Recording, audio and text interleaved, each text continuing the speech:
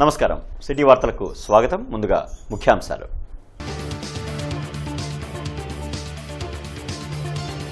June 4న ఎన్నికల counting ముందస్తు ఏర్పాట్లపై సిఇసి సమీక్ష.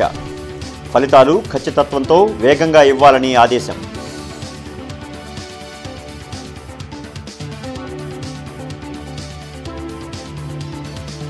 నాగార్జున యూనివర్సిటీలో స్ట్రాంగ్ రూమ్లను పరిశీలించిన రాష్ట్ర ఎన్నికల ప్రధానాధికారి ముఖేష్ కుమార్ మీనా.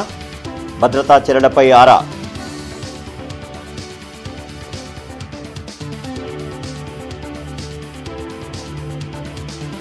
జిల్లాలో కొనసాగుతున్న కార్డన్ సెర్చ్.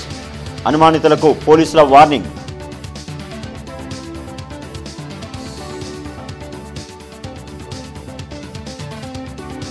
జూన్ 1న సామాజిక పింఛన్ పంపిణీపై సీఎస్ ఇంకా ఎందుకు ఆదేశాలు ఇవ్వలేదు ప్రశ్నించిన మాజీ మంత్రి దేవినేని.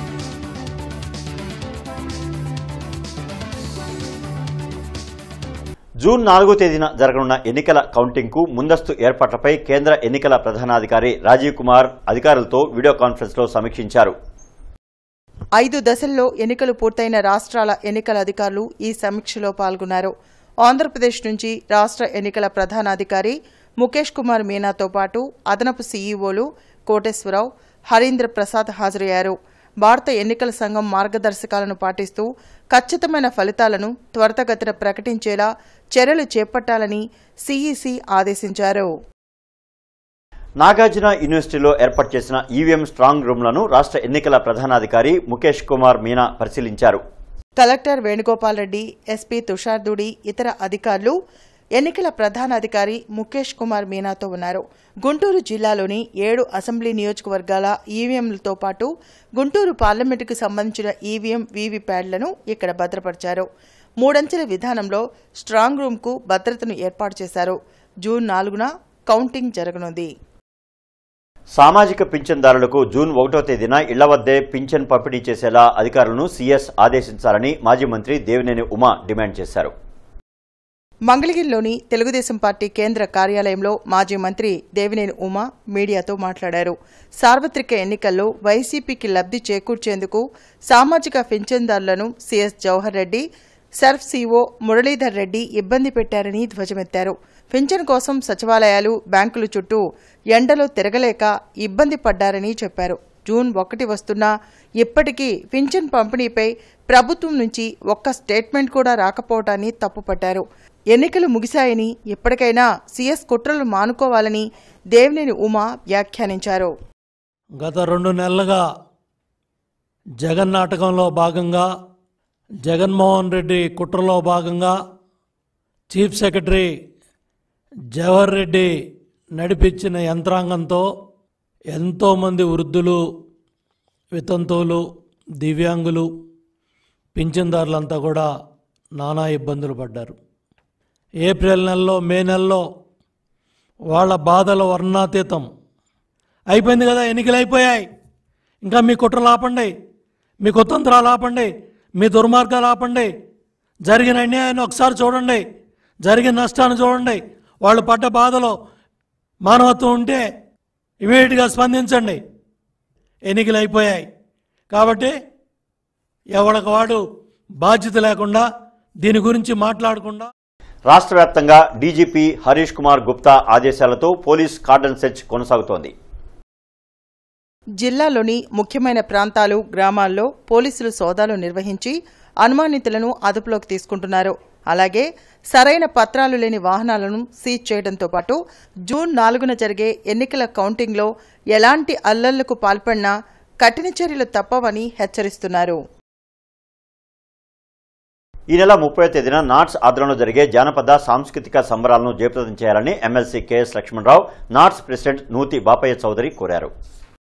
అరండల్పేటలోని ఓ హోటల్లో జానపద సాంస్కృతిక సంబరాలకు సంబంధించిన వాల్ పోస్టర్లను ఎమ్మెల్సీ లక్ష్మణరావు, బాపయ్య చౌదరి ఆవిష్కరించారు. వెంకటేశ్వర విజ్ఞాన మందిరంలో మే 30న సాయంత్రం 5 గంటలకు జరగనున్న కార్యక్రమంలో ఉత్తమ ఉపాధ్యాయులు, కవులు, కళాకారులకు సేవా పురస్కారాలను అందించనున్నట్లు చెప్పారు. తెలుగు రాష్ట్రాల్లో ఉన్న జానపద సాంస్కృతిక కళాకారులను ప్రోత్సహించేందుకు ఈ కార్యక్రమాన్ని నిర్వహిస్తున్నట్లు తెలిపారు. కళలను ముందు తరాలకు తెలియజేసేలా నాట్స్ ఆధ్వర్యంలో పురస్కారాలను పంపిణీ చేయనున్నట్లు తెలిపారు. కార్యక్రమంలో రమణ తదితరులు పాల్గొన్నారు. అలాగే పేదలకు సంబంధించి స్కిల్స్ అందించడానికి కుట్టు మిషన్లు ఇవ్వటం, కుట్టు మిషన్ నేర్పటం, కంప్యూటర్ నేర్పటం, ఇవన్నీ కూడా పెద్ద ఎత్తున కార్యక్రమాలు చేస్తున్నారు. ఈ కార్యక్రమాల్లో భాగంగా రేపు మనకు ఈరోజు ఈ ప్రెస్ కాన్ఫరెన్స్ ముఖ్య ఉద్దేశం అని గుంటూరులో 30వ తేదీన సాయంత్రం 5 గంటలకి విజ్ఞాన మందిరంలో జానపద కళా సంబరాలు నాట్స్ ఆధ్వర్యంలో, బాపయ్య చౌదరి గారి ఆధ్వర్యంలో నిర్వహించబోతాం.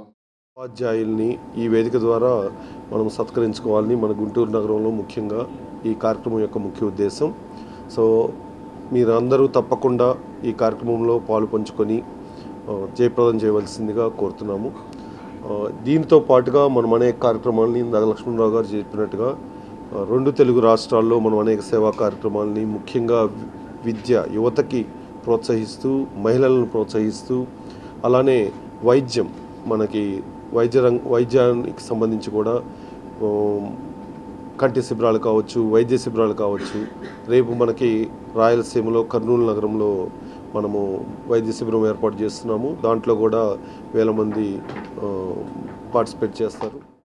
ఇటీవల జరిగిన ఎన్నికల్లో కూటమి అభ్యర్థులు అత్యధిక మెజారిటీతో విజయం సాధించాలని కాంక్షిస్తూ టీడీపీ, జనసేన మహిళా నాయకులు ప్రత్యేక పూజలు నిర్వహించారు. పట్టాభిపురం శివాలయంలో కూటమి మహిళా నాయకులు ప్రత్యేక పూజలు చేశారు. 4వ తేదీన జరిగే ఎన్నికల కౌంటింగ్లో రాష్ట్ర వ్యాప్తంగా టీడీపీ, జనసేన, బీజేపీ అభ్యర్థులు అత్యధిక మెజార్టీతో గెలవాలని కోరుకున్నట్లు తెలిపారు. రానున్న రోజుల్లో కూటమి సంకీర్ణ ప్రభుత్వాన్ని ఏర్పాటు చేస్తుందన్నారు. కూటమి ఏర్పాటు చేసిన ప్రభుత్వంలో రాష్ట్రం పూర్తి స్థాయిలో అభివృద్ధి చెందుతుందన్నారు. కార్యక్రమంలో టీడీపీ, జనసేన, బీజేపీ మహిళా నాయకులు పాల్గొన్నారు. వాళ్ళున్నా లేకపోయినా వాళ్ళ ప్రెజెన్సీలో మేము నిలబడి ఈరోజు వాళ్ళని గెలిపించడంలో, వాళ్ళ గెలుపుకు కారణమయ్యేలాగా ఈరోజు పూజా విధానాల్లో కూడా తెలుగుదేశం, జనసేన కార్యకర్తలు అందరూ ఉమ్మడిగా పాల్గొంటున్నారండి. ఈ ధర్మ పోరాటంలో ఎమ్మెల్యే అభ్యర్థి, ఎంపీ అభ్యర్థి భారీ మెజారిటీతోనే కాదు, అమరావతికి పూర్వ వైభోగం రావాలి, కూటమి అభ్యర్థులు గెలవాలి, గౌరవ నారా చంద్రబాబు నాయుడు గారి ప్రమాణ స్వీకారం చేయాలి. వారి సమక్షంలో సతీ సమేతంగా స్వామివారికి, అంటే తిరుపతి స్వామివారికి పట్టు వస్త్రాలు అందించి ఇక వారి గెలుపు రాష్ట్ర అభివృద్ధికి పాటుపడాలని మనస్ఫూర్తిగా కోరుకుంటున్నామండి. స్వామివారి అనుగ్రహంతో శ్రీ నారా చంద్రబాబు నాయుడు గారు జూన్ 9న ప్రమాణ స్వీకారం చేసి స్వర్ణాంధ్రప్రదేశ్ను అభివృద్ధి పథంలో పరుగులెత్తిస్తారని మా అందరి నమ్మకం అండి. ఆ భగవంతుని ఆశీస్సులతో ధర్మమే గెలవాలి, ధర్మమే గెలుస్తుంది అని మేమందరం, తెలుగు మహిళలందరం భారీ మెజారిటీ తోటి భారీ సంఖ్యలో తరలి వచ్చి పూజలు నిర్వహిస్తున్నామండి. స్వామివారి అనుగ్రహంతో మన స్వర్ణాంధ్రప్రదేశ్ అభివృద్ధి పథంలో పరుగులెత్తుతుందని మేమందరం ఆశిస్తున్నాం. మాజీ ప్రధాని జవహర్లాల్ నెహ్రూ వర్ధంతి కార్యక్రమాన్ని కాంగ్రెస్ పార్టీ ఆధ్వర్యంలో నిర్వహించారు. జిల్లా కాంగ్రెస్ పార్టీ కార్యాలయంలో నెహ్రూ చిత్రపటానికి డీసీసీ అధ్యక్షులు లింగంశెట్టి ఈశ్వరరావు, ఇతర నాయకులు పూలమాలలు వేసి నివాళులర్పించారు. దేశానికి స్వాతంత్ర్యం తీసుకురావడమే కాకుండా ఆయనకు ఉన్న ఆస్తిని సైతం నెహ్రూ దేశానికి ఇచ్చారన్నారు. దేశాన్ని సమగ్రంగా అన్ని రంగాల్లో ముందుకు తీసుకొచ్చేలా ఆయన కృషి చేశారన్నారు. మోడీ పాలనలో దేశం పూర్తిగా సంక్షోభంలోకి నెట్టబడిందని, కాంగ్రెస్ పార్టీ పాలనలోనే దేశ అభివృద్ధి సాధ్యమవుతుందని చెప్పారు. దేశంలో కుల, మత తత్వాలను అరికట్టేందుకు కాంగ్రెస్ పార్టీని అధికారంలోకి తీసుకురావాలని కోరారు. ఒక పక్క మన దేశాభివృద్ధి సాధిస్తూ ప్రపంచ శాంతి కోసం ప్రపంచానికి ఆదర్శంగా నాయకత్వం వహించే దిశగా భారతదేశం పోతున్న విషయం మనం గమనంలో ఉంచుకోవాల్సిన అవసరం ఉంది. ఇవాళ కాంగ్రెస్ పార్టీకి అండగా ఉండాల్సిన అవసరం ఉంది. కాంగ్రెస్ పార్టీకి అండగా ఉంటే, కాంగ్రెస్ పార్టీ గెలిస్తే ప్రజలకు అండగా ఉంటుందని మనం చేసుకుంటూ, ఇవాళ దేశం ఆర్థిక సంక్షోభంలో ఇరుక్కుంది. మోడీ అనేవాడు మరి పరిపాలకుడు కాడు, ఏదో సాధువు సన్యాసులు కలిసి పోవాల్సిన వ్యక్తి. యాదృచ్ఛికంగా అతను ప్రైమ్ మినిస్టర్ కావడం జరిగిందే కానీ ఆర్థిక విధానాలు కానీ, దేశ ప్రజల సంక్షేమం కోసం కానీ, కామన్ మ్యాన్కి కావాల్సిన మినిమం ప్రోగ్రాం కూడా ఇవ్వలేదు. పలు కేసుల్లో మధ్యంతర బెయిల్ ఇవ్వాలంటూ హైకోర్టును మాచర్ల ఎమ్మెల్యే పిన్నెల్లి రామకృష్ణారెడ్డి ఆశ్రయించారు. ఎన్నికల రోజు, ఆ తర్వాత తనపై నమోదైన కేసులో బెయిల్ మంజూరు చేయాలని పిన్నెల్లి రామకృష్ణారెడ్డి అత్యవసర పిటిషన్ దాఖలు చేశారు. దీనిపై వాదనలు విన్న హైకోర్టు ధర్మాసనం తీర్పును రేపటికి రిజర్వ్ చేసింది. ఇప్పటికే ఈవీఎం ధ్వంసం కేసులో జూన్ 6 వరకు ముందస్తు బెయిల్ను పిన్నెల్లికి హైకోర్టు మంజూరు చేసింది. నాసంట్లోని ఆంజనేయస్వామి దేవాలయంలో 37వ హనుమాన్ జయంతోత్సవాలు రేపటి నుంచి జూన్ 2వ తేదీ వరకు జరగనున్నాయి. 5 రోజుల పాటు నిర్వహించే ప్రత్యేక పూజలకు సంబంధించిన పోస్టర్ను ఆలయ ఈవో శ్రీనివాసరావుతో పాటు కల్పతరువు హోమ్స్ అధినేత సుబ్బారావు, హనుమాన్ దీక్ష సమాజం సభ్యులు ఆవిష్కరించారు. ప్రతిరోజు జరిగే విశేష పూజల్లో భక్తులు విరివిగా పాల్గొనాలని కోరారు. జూన్ 1న హనుమత్ జయంతి సందర్భంగా సహస్ర ఘటాభిషేకం, సువచ్చల సమేత ఆంజనేయ స్వామి కళ్యాణం జరుగుతుందని వివరించారు. హనుమత్ జయంతి ఉత్సవములు పాంచాహ్నిక దీక్షతోటి 28వ తారీఖు నుండి 28/5/2024 నుండి 1/6/2024 వరకు జరుగుతాయి. వీటిలో భాగంగా 28వ తారీఖు అంకురారోపణతోటి ఈ కార్యక్రమాలు మొదలవుతాయి. 29వ తారీఖు లక్ష తులసి పూజ జరుగుతుంది. 30వ తారీఖు లక్ష మల్లెల పూజ జరుగుతుంది. 31వ తారీఖు మనకి తమలపాకు పూజ, లక్ష తమలపాకు పూజ జరుగుతుంది. 1వ తారీఖు ప్రధానంగా ఘటాభిషేకము స్వామివారికి జరుగుతుంది. 1వ తారీఖు ఉదయం ఘటాభిషేకము, 6వ సాయంత్రం సూచలాంజనేయ స్వామి కళ్యాణం కూడా ఈ దేవస్థానంలో హనుమాన్ దీక్ష సమాజ ఆధ్వర్యంలో నిర్వహించడం జరుగుతుంది. కాబట్టి ఈ కార్యక్రమాలన్నింటిలో కూడా భక్తులు విరివిగా పాల్గొని స్వామివారి కృపా కటాక్షాలను మొత్తం పొందవలసిన కోరుచున్నాము. దీని ముఖ్యంగా మాకు ఉన్నటువంటి సమాజం ఆధ్వర్యం మా మిత్రులందరూ కూడా దేవస్థానం అందరూ కూడా కోఆపరేట్ చేస్తున్నారు. మాకు ఈ సహాయ సహకారం అందించినటువంటి భక్తులకి, అదేవిధంగా డిపార్ట్మెంటల్ వారికి, పోలీస్ సిబ్బందికి, ఆలయ సిబ్బందికి అందరూ కూడా కృతజ్ఞతలు తెలుపుకుంటున్నాం. కాలువల పూడికతీత రిపేర్లు చేసి రైతులను ఆదుకోవాలని ఏపీ రైతు సంఘం డిమాండ్ చేసింది. బ్రాడీపేటలోని సిపిఎం కార్యాలయంలో సంఘం జిల్లా కమిటీ సమావేశం జరిగింది. రైతాంగ సమస్యల పరిష్కారంపై కేంద్ర రాష్ట్ర ప్రభుత్వాలు నిర్లక్ష్యం వహిస్తున్నాయని ఏపీ రైతు సంఘం రాష్ట్ర అధ్యక్షులు కృష్ణయ్య ధ్వజమెత్తారు. లైన్ నిర్వహణ కారణంగా కొరటిపాడు, సాకేతుపురం, పీరుతోట, ఆంజనేయపేటలో రేపు ఉదయం 11 గంటల వరకు విద్యుత్కు అంతరాయం కలుగుతుందని డీఈ షేక్ ముస్తక్ అహ్మద్ తెలిపారు. కావున వినియోగదారులు సహకరించాలని కోరారు. ఎన్నికల సంఘం జారీ చేసిన మార్గదర్శకాల ప్రకారం ఓట్ల లెక్కింపు చేయాలని అధికారులను కలెక్టర్ వేణుగోపాల్ రెడ్డి ఆదేశించారు. జూన్ 4న జరిగే ఓట్ల లెక్కింపులో పాల్గొనే అధికారులకు కలెక్టరేట్లో నిర్వహించిన ట్రైనింగ్ ప్రోగ్రాంలో కలెక్టర్ వేణుగోపాల్ రెడ్డి పాల్గొన్నారు. గుంటూరు పార్లమెంటుతో పాటు 7 అసెంబ్లీ నియోజకవర్గాలకు సంబంధించిన కౌంటింగ్ నాగార్జున యూనివర్సిటీలో జరుగుతుందని తెలిపారు. జూన్ 4వ తేదీన జరిగే ఎన్నికల కౌంటింగ్లో ఎలాంటి అల్లర్లకు పాల్పడవద్దని పోలీసులు హెచ్చరిస్తున్నారు.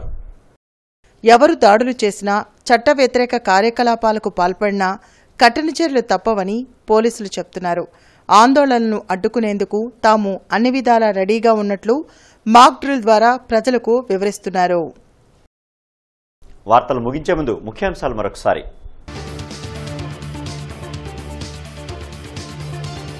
జూన్ 4న ఎన్నికల కౌంటింగ్ ముందస్తు ఏర్పాట్లపై సిఈసి సమీక్ష. ఫలితాలు ఖచ్చితత్వంతో వేగంగా ఇవ్వాలని ఆదేశం.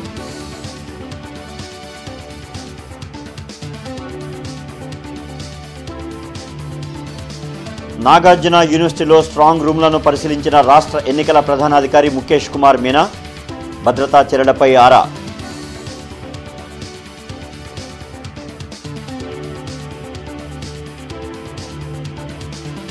జిల్లాలో కొనసాగుతున్న కార్డన్ సెర్చ్. అనుమానితులకు పోలీసుల వార్నింగ్.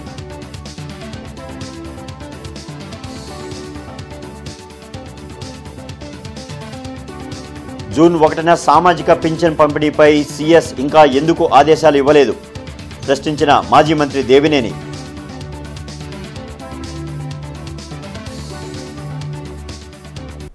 ఇక ఈ వార్తలు ఇంతటితో సమాప్తం. నమస్కారం.